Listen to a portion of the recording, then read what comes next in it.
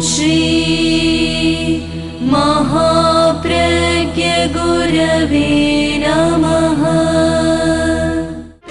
जिसके सांसों में रहता है शाश्वत शांति का स्पंदन, उस महाप्रज्ञ को वंदन, उस महाप्रज्ञ को वंदन। सत्य अहिंसा अनेकांत को अर्पित जिसका तन मन, उस महाप्रज्ञ को वंदन, उस महाप्रज्ञ को वंदन। जिसके सांसों में रहता है शाश्वत शांति का स्पंदन, उस महाप्रज्ञ को वंदन, उस महाप्रज्ञ को वंदन।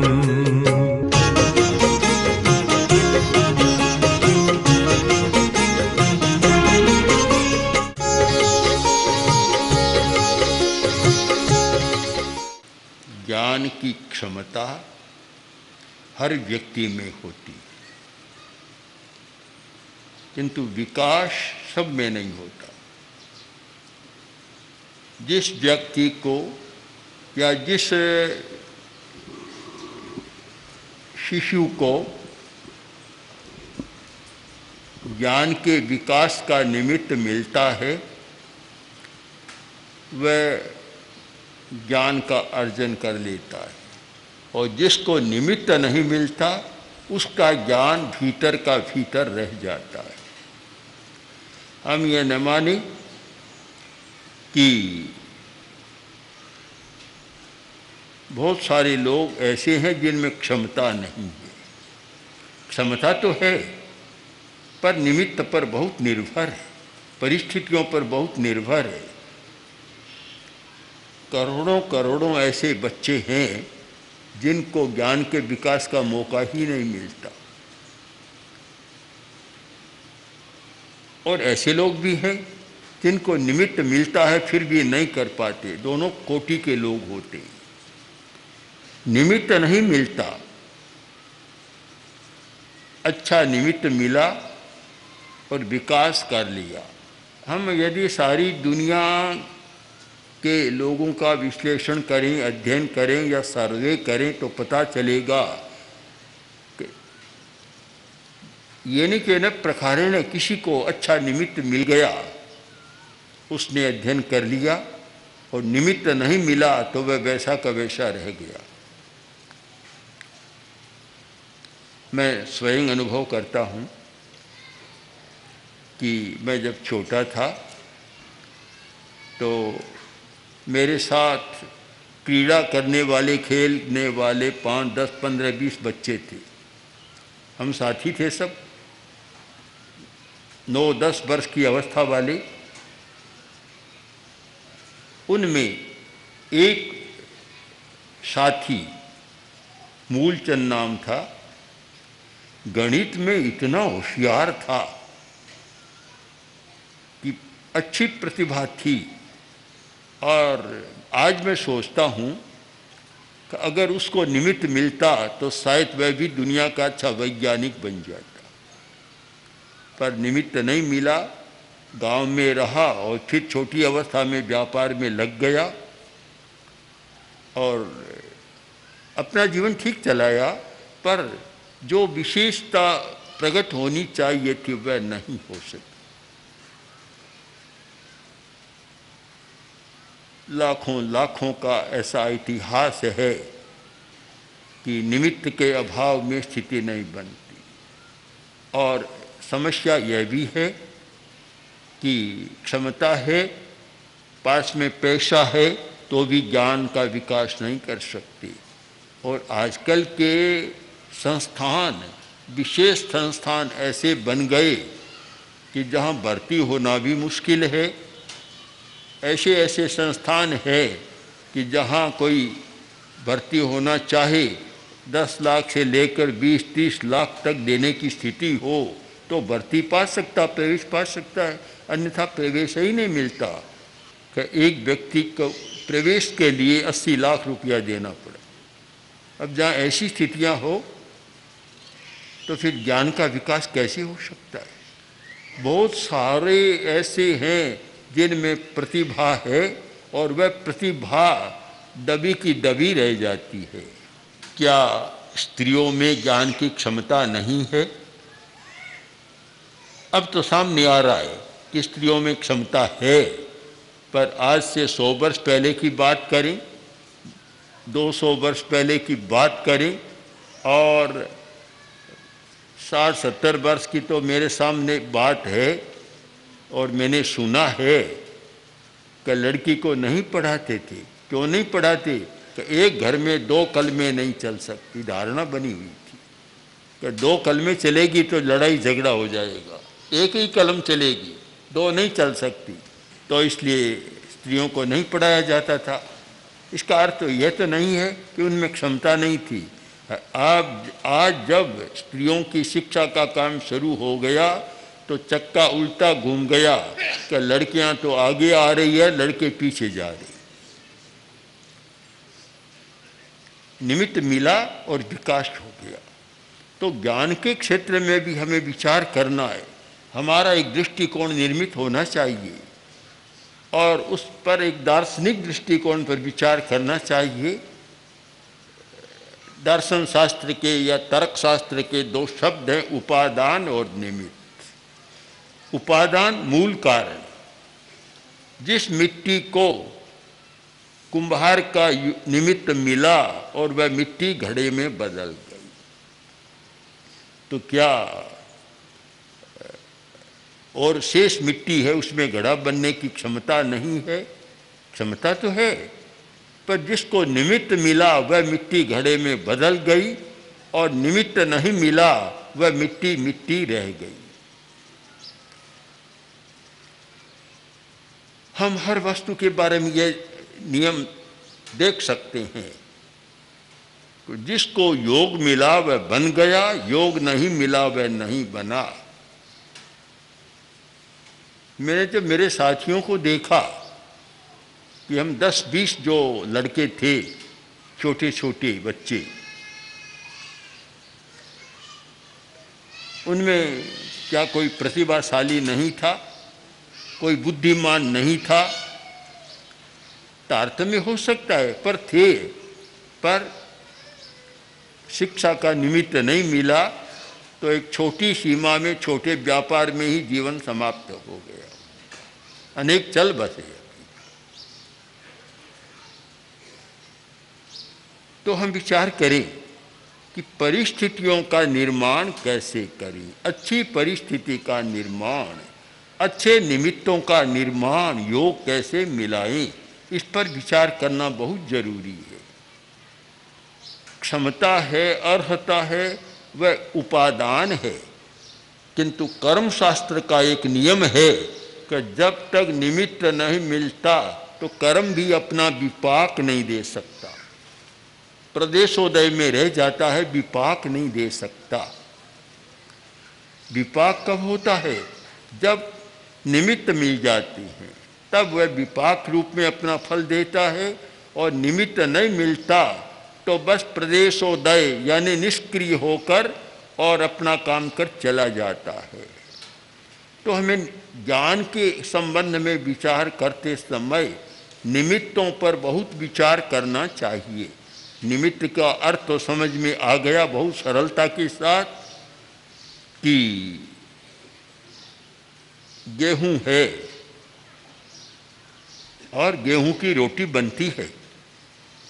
गेहूं में रोटी के रूप में बदलने की क्षमता है कि रोटी बन सकती है, किंतु कब बनेगी?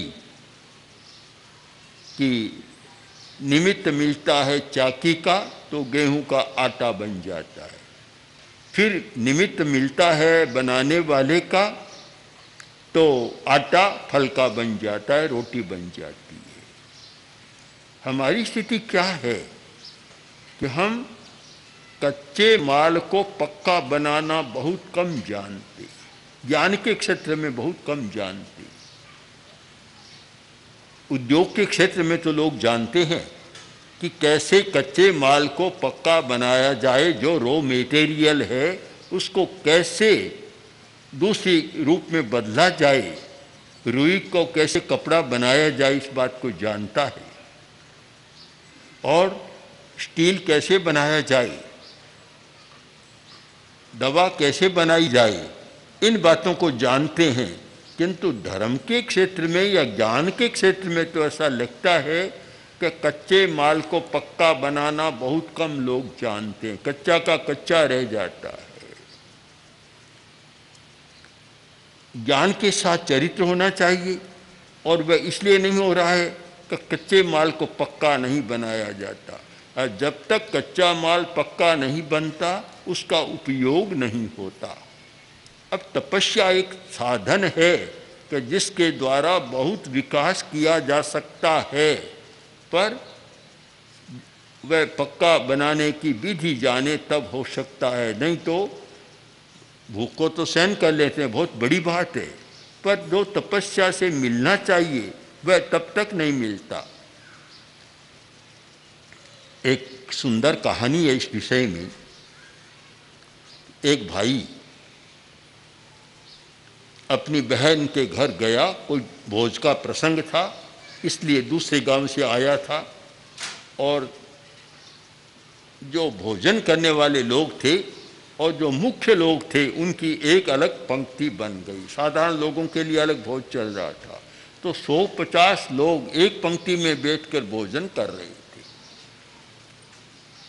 प्राचीन काल की पद्धति थी कि एक पट्ट बिछा दिया जाता, उस पर थाल और उस पर एक मखमली कपड़ा ढांक देते, भोजन करने वालों के लिए गद्दी, उस पर बैठकर भोजन करते। तो सब लोग बैठ गए और तैयारी हो गई, भोजन करने लगे और कपड़ा दूर किया और सब भोजन करने लग गए। जब भाई ने थाल पर से कपड़ा हटाया तो आश्चर्य में रह गया, बड़ा आश्चर्य कि सब लोग तो खा रहे हैं और वह बैठा देख रहा है और सोच रहे ये क्या हुआ। थाल में सब लोगों के अच्छे पकवान, व्यंजन, पूड़ियाँ सब परोसे हुए थे, और भाई के थाल में केवल गेहूं के सिवाय और कुछ नहीं। अब वह कैसे खाए? प्राकृतिक चिकित्सक तो था नहीं। हमारे कुछ प्राकृतिक चिकित्सक तो ऐसा कहते हैं कि कोरा अनाज खाना स्वास्थ्य के लिए बहुत अच्छा है, पर सब तो नहीं खाते हैं, और कहने वाले भी शायद कम खाते हैं। तो उसने सोचा अब क्या करूं। अब बैठा है, आसपास के लोगों ने देखा, एक मखौल का वातावरण बन गया, बड़ा शर्मिंदा हुआ, उठकर चला गया। आखिर भीतर गया, बहन आई और बोली भैया भोजन नहीं किया, उठकर आ गए।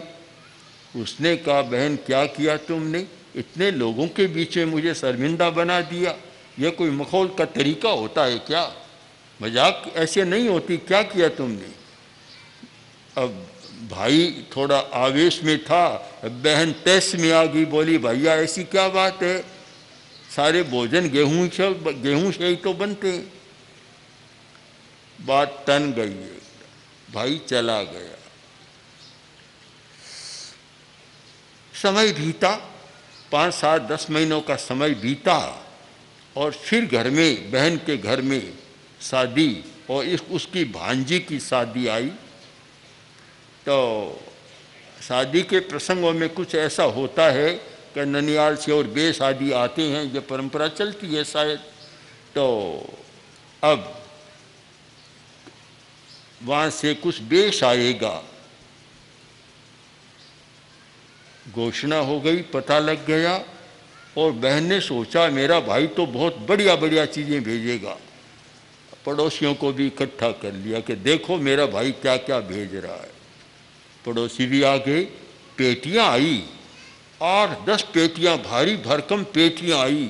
बहन ने सोचा बहुत माल ताल भेजा है, बहुत बढ़िया भेजा है काम। पेटियाँ रखी, ताला खोला देखा तो एक पेटी में कोरी रुई है और कुछ भी नहीं। दूसरी को खोला, तीसरी को खोला, 8-10 पेटियां खोली, रूई के सिवाय कुछ भी नहीं। मजाक हो गई उसकी भी। लोग चले गए, भाई भी आ गया पेटियों के साथ। तो बहन ने कहा, भाई ये क्या किया? मैंने तो इतने पड़ोसियों को बुलाया था कि तुम्हारी अच्छी लगेगी, शोभा होगी, प्रशंसा होगी, और तुमने तो मखौल करा दी। बोला, बहन इसमें क्या बात है, सारे कपड़े रुई से तो बनते हैं। जब सारी रोटियां गेहूं से बनती है तो सारे कपड़े रुई से बनते हैं, ऐसी क्या बात है? कथा बड़ी मार्मिक है। अब उसके मर्म पर हम विचार करें। यह सच्चाई है कि सारी रोटियां गेहूं से बनती है, इसे हम नहीं झुटलाएं। और यह भी सच्चाई है कि सारे कपड़े रुई से बनते हैं, इसको भी झुटलाने की जरूरत नहीं। किंतु जब तक कच्चे माल को पक्का नहीं बनाया जाता, गेहूं से रोटी नहीं बनाई जाती, तो खाने के काम नहीं आती है। और जब तक रुई से कपड़ा नहीं बनाया जाता, तब तक वह कपड़ा पहनने ओढ़ने के काम में नहीं आता। तो इसका निष्कर्ष आप समझ सकते हैं, जब तक कच्चे माल को पक्का नहीं बनाया जाता, हमारे लिए उपयोगी नहीं बनता। शिक्षा के क्षेत्र को लें, ज्ञान के क्षेत्र को, और साधना के क्षेत्र को भी लें। दोनों को सोचना है, क्या हम कच्चे माल को पक्का बना रहे हैं? यदि नहीं बना रहे तो गेहूं गेहूं रहेगा, रुई रुई रह जाएगी और कुछ होगा नहीं। एक व्यक्ति संकल्प करता है कि मैं अनावश्यक हिंसा नहीं करूंगा। एक मुनि संकल्प करता है कि मैं अहिंसा के महाव्रत की साधना करूंगा, पालन करूंगा, हिंसा का परित्याग करता हूं। संकल्प कर लिया। मैं मानता हूं यह हमारा कच्चा माल हो गया। एक रास्ता चुन लिया हमने, कच्चा माल हो गया। किंतु जब तक कच्चे घड़े को कुम्हार आवा में देकर आंच में नहीं पकाता, तब तक उसमें जल टिकने की क्षमता नहीं होती। जल धारण कब हो सकता है? कौन सा घड़ा पानी को अपने में धारण कर सकता है? जिसने आवा की आंच को सहा है और सहकर पक्का बन गया, वही घड़ा बाजार में आता है, आदमी खरीदता है और उसमें पानी रहता है। कुम्हार ने घड़ा बनाया और आप जाएं और वे कच्चे घड़े पड़े हैं, खरीद कर ले आएं। समझदार तो लाता ही नहीं। हर कोई ले आता है, पानी भीतर डालता है तो क्या होता है? मिट्टी भी खराब और पानी भी खराब। हम किसी भी संकल्प को निमित्तों के द्वारा, अच्छे निमित्तों को जुटाकर न पकाएं, तब तक कुछ भी नहीं होता। जरूरत है निमित्तों की। मैं स्वयं अनुभव करता हूं कि अगर पूज्य कालू गणी मुझे मुनि तुलसी के पास नहीं रखते, वह निमित्त नहीं मिलता, तो मैं नहीं कह सकता कि महाप्रज्ञ बनता या नहीं बनता। क्योंकि बहुत सालों की मैं देखता हूँ, अच्छी अच्छी प्रतिभाओं, क्षमताओं को नष्ट होते भी मैंने देखा है, जिनमें बहुत शक्ति थी, नष्ट हो गई। आज भी समाज में देखता हूँ, बहुत सारी महिलाएं या बहुत सारे पुरुष ऐसे हैं, गरीबी के कारण, अभाव के कारण या परिसर के कारण, वातावरण के कारण अपनी प्रतिभा को विकसित नहीं कर पाती। बड़ा कठिन होता है। और निमित्त मिलता है तो वे बहुत बड़ा विकास कर लेते हैं। एक युवक का पत्र मैंने पढ़ा, छोगमलजी चोपड़ा, जो तेरापंथ समाज के एक बहुत बड़े कार्यकर्ता और ऐसे कार्यकर्ता जिन पर किसी को भी एक सात्विक गर्व हो सकता है। वकील इतने भद्र, इतने सत्यवादी, सत्यनिष्ठ कि ऐसे लोग मिलने दुर्लभ हैं। और इतनी प्रतिष्ठा कि न्यायालय में भी जाकर खड़े होते, वे जो कहते, न्यायाधीश भी सोचता कि चौगमल बाबू कह रहा है तो फिर सही बात है। इतनी प्रतिष्ठा थी। उन्होंने एक मेवाड़ के विद्यार्थी को, जो गरीब अवस्था में था, पढ़ने की स्थिति नहीं थी, तो छात्रवृत्ति की व्यवस्था कर। और वह व्यक्ति पढ़ने के बाद एक अच्छा अणुवैज्ञानिक बन गया। फ्रांस में रहता, तेरापन समाज का ही था, किंतु वहीं रहने लग गया।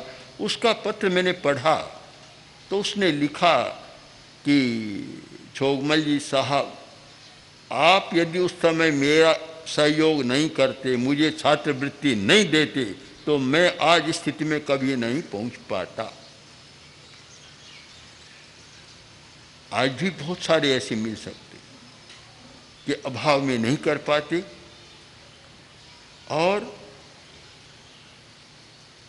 स्थिति समाज की ऐसी है या सरकार की भी कैसी है पता नहीं, कि जो विशिष्ट स्थान है वहाँ एक साधारण विद्यार्थी प्रवेश नहीं पा सकता।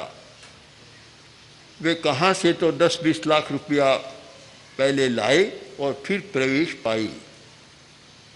आजकल व्यापारी वर्ग ने एक इसको भी व्यापार बना लिया। हमारे सामने भी कई बार प्रस्ताव रखते हैं कि अच्छे विद्यालय बना लें तो साल में 2-4 करोड़ की पैदा सहज हो जाएगी। मुझे तो यह बात कानों में कांटे जैसी चुभती लगती है कि कम से कम शिक्षा के क्षेत्र को तो पवित्र रहने दो। वहाँ व्यवसाय क्यों करते हो? व्यावसायिक बुद्धि व्यापारी में होती है, हर जगह व्यावसायिक बुद्धि से काम लेता है, पर ये ज्ञान का क्षेत्र, शिक्षा का क्षेत्र इतना पवित्र क्षेत्र है जहाँ केवल ज्ञान दान की बात होनी चाहिए। और वहाँ भी एक कारखाना खोल दे, फैक्ट्री बना दे, विद्यालय को भी एक फैक्ट्री बना दे कि बड़ा विद्यालय खोलो और पैसा कमाओ। मैं मानता हूँ इससे कोई निम्न वृत्ति की बात मुझे नहीं लगती, बहुत निम्न वृत्ति की बात है। ऐसा चिंतन करना भी निम्न वृत्ति का है, ज्ञान की पवित्रता को नष्ट करने वाला है। बहुत लोग इस धंधे में लगे हुए हैं। मेरे पास भी अनेक लोग आए, बोले कि अमुक ने विद्यालय खोला, आज वह साल में इतना कमा रहा है, इतना कमा रहा है। तो मैंने कहा कि हिंसा को बढ़ाने का एक साधन और बना दिया। एक विद्यालय खोला, पैसा कमाना शुरू किया, तो हिंसा के जितने निमित्त हैं एक निमित्त और बना दिया। और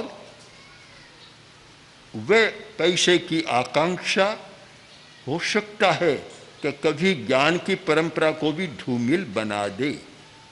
आगे की स्थिति तो यह थी, गुरुकुलों की स्थिति, कि गुरु पढ़ाता, वहाँ पैसे का प्रश्न ही नहीं होता।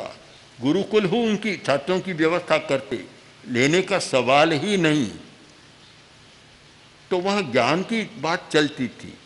आज तो उल्टा हो गया, कभी कभी दुनिया में उल्टा होता है। उल्टा आदमी कुछ सोचता है, हो जाता है उल्टा। एक आदमी जा रहा था, मजदूर आदमी था, लंबी यात्रा की, थक गया तो फिर सोचा, ए मेरे खुदा, मैं थक गया हूँ, तुम सबको देते हो तो मुझे भी एक घोड़ी दे दो ना। घोड़ी की मांग मन में करता करता चला गया। संयोग की बात कि उधर से ही एक थानेदार आया और उसकी पास घोड़ी थी और रास्ते में ही घोड़ी ने प्रसव कर दिया। अब उसको कैसे ले जाए? कोई साधन नहीं था पास में।